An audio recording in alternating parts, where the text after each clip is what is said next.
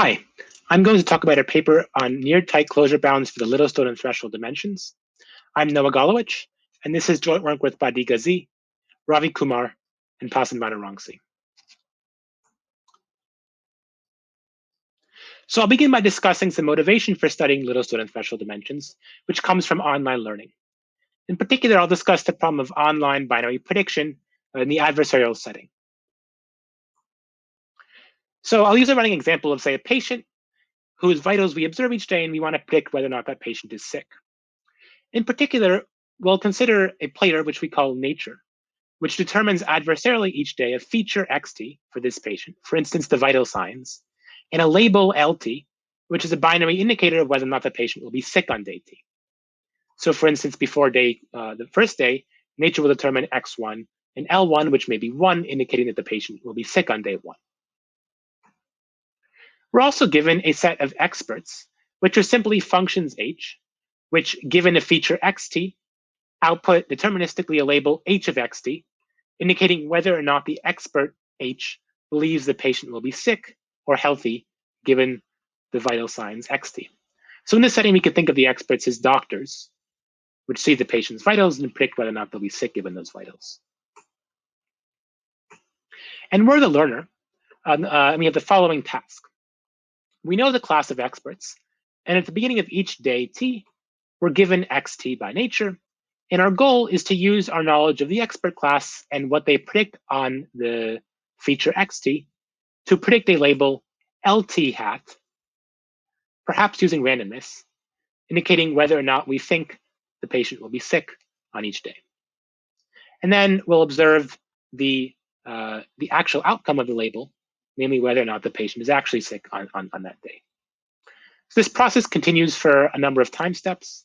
Nature determines xt, say x2 and L2 in the second day. It shows us x2. We see the predictions of the experts given the feature x2. We come up with our own prediction, perhaps randomly, using randomness, and then we observe whether or not the patient is sick on that day. And this continues for a total of t time steps.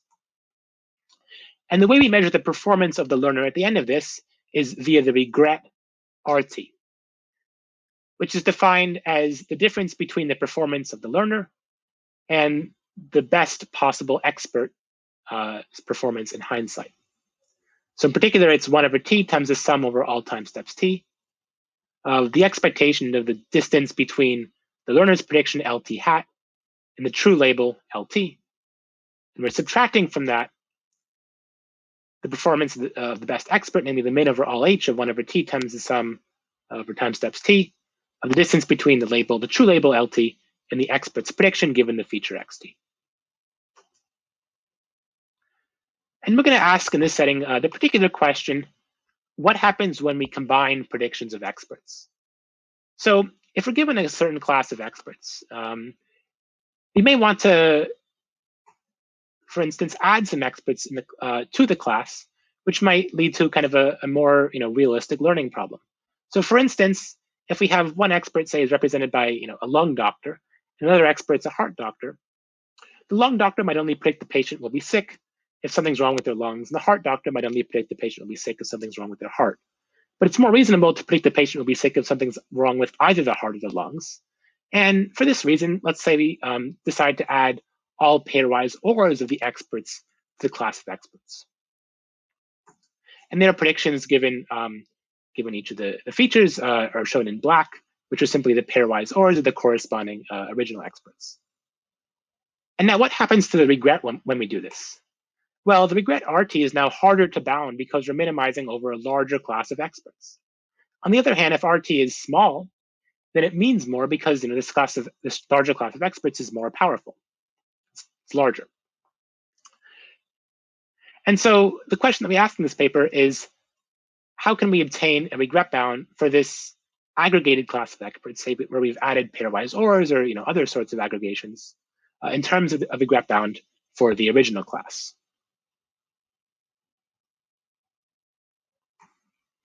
And so we're going to consider more general aggregation rules for experts. In particular, we'll fix any k-wise aggregation rule, which is simply a function from k bits to a single bit, denoting how to aggregate predictions by k experts into a single prediction. For instance, in the previous slide, I had a 2y or we can have a ky or a ky and majority vote, and so on. And the question we ask is the following. What is the best regret bound for the class consisting of all possible ky's aggregations of experts? And informally speaking, what we show is that the regret bound for this ky's aggregated class blows up by a factor of at most k log k. And moreover, this is tied up to a constant factor. So this problem was previously considered by Alon, Moran, and Stemmer, who showed a blow up that grows exponentially in k. So we improve this by an exponential. We also consider an analogous problem for a different complexity measure of hypothesis classes known as the threshold dimension. And we show a nearly tied upper bound in the threshold dimension of the class of ky's aggregations of experts.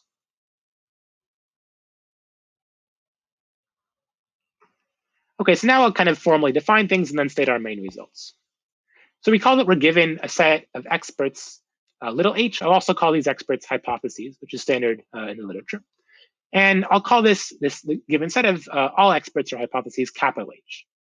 Now, given such a set capital H, the optimal regret bound RT has a combinatorial characterization in terms of a quantity known as the Littlestone dimension of H.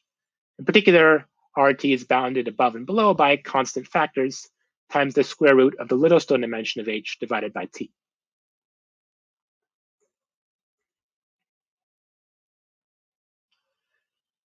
Okay, so what is the Littlestone dimension? To define it, I'll need a, to introduce a couple of notions.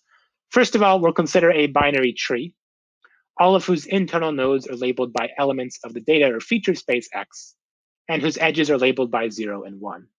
So you can think of the left child, the edge coming out of each node from the left as being labeled by 0, and the edge coming out of each node from the right as being labeled by 1.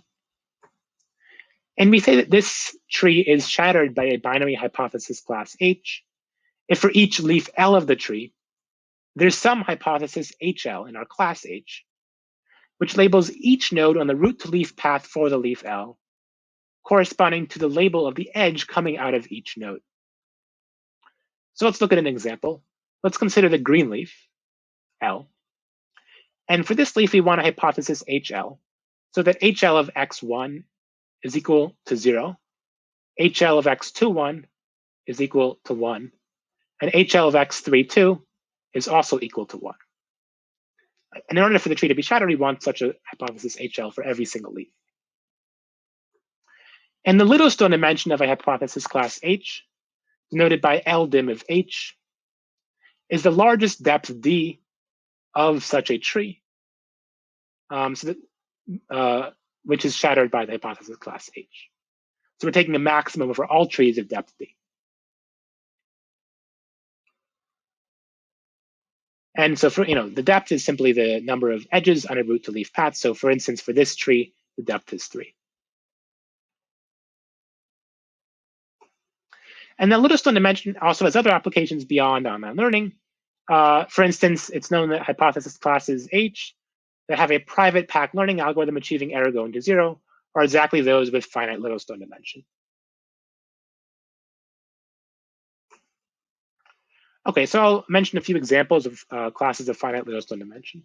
Any finite class H has Littlestone dimension bounded above by the logarithm of the size of the class. Now, this bound in many cases is not tight. Littlestone dimension can be much smaller than log H. But one example of a class for which it is tight is the class of threshold functions on a domain of size 2 to the d. Now, how are these defined? There's 2 to the d thresholds in this class, labeled 1, 2, 3, all the way up to 2 to the d. And threshold number I evaluates to j on a point x, evaluates to 1 on a point j in the domain x, if and only if I is at most j.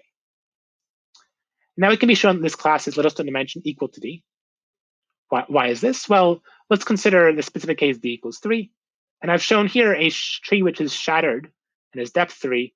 It's shattered by this class of threshold functions. So the internal nodes are labeled by integers from 1 to 7.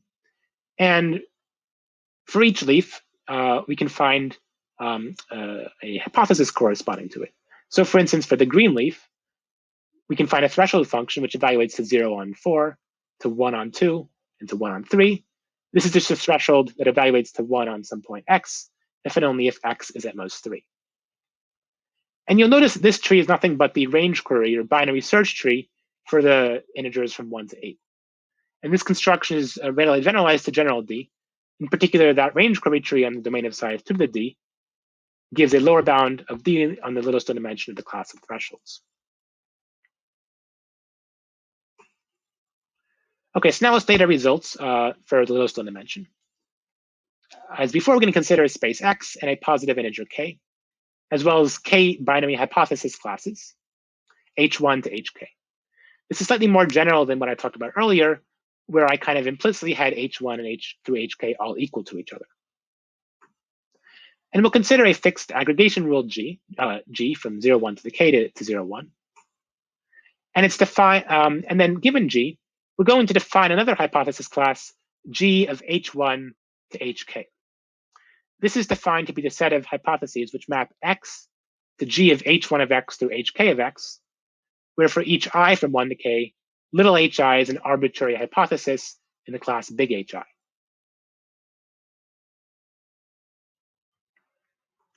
And now I'm going to call this class the K-wise aggregation of the classes H1 to HK via the aggregation function G. And so what we show is the following. If each of the classes Hi has Littlestone dimension at most D, then the Littlestone dimension of the K-wise aggregation of them is at most D times K log K. And so prior work had an upper bound that was 2 to the K squared times D. Now, roughly speaking, the proof of our theorem proceeds via bounding the 0 covering number for trees. And this is kind of a similar proof technique to an analogous closure bound that is known for the VC dimension. Okay, now, second, what we show is that our upper bound on Littlestone dimension is actually tight even when G is the K-wise OR function, which I'll denote by G or K. So our lower bound says that there's a class H whose Littlestone dimension is at most D, and such that the Littlestone dimension of the K-wise OR of the class H is at least a constant times dk log K. So this basically kind of solves the problem of what's the optimal closure bound for Littlestone dimension.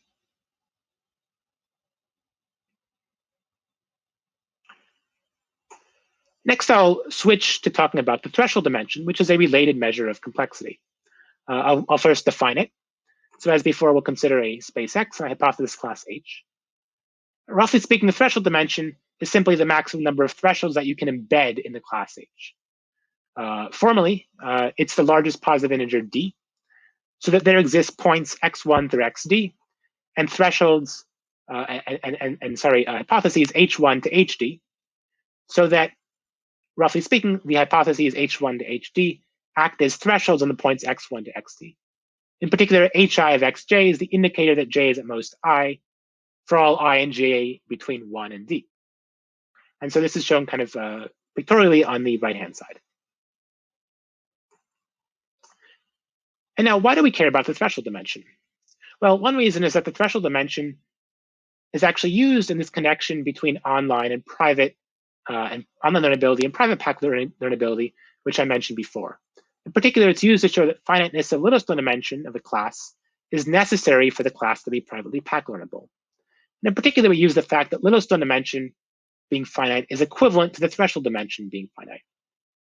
And as an aside, there's actually quantitative bounds which are known to relate Littlestone and threshold dimensions. So in particular, Littlestone dimension is bounded below by the logarithm of threshold dimension, and threshold dimension is bounded below by the logarithm of Littlestone dimension. The first of these two bounds is known to be tight. For instance, the class of thresholds, as I showed in the previous slide, has Littlestone dimension D, and the threshold dimension is clearly 2 to the D. Interestingly, the second of these bounds is not known if it's tight or not. That seems to be an interesting and challenging open question. Okay, so now I can state our main result on the closure property for threshold dimension. As before, we'll consider the K-wise aggregation, G of H1 to HK.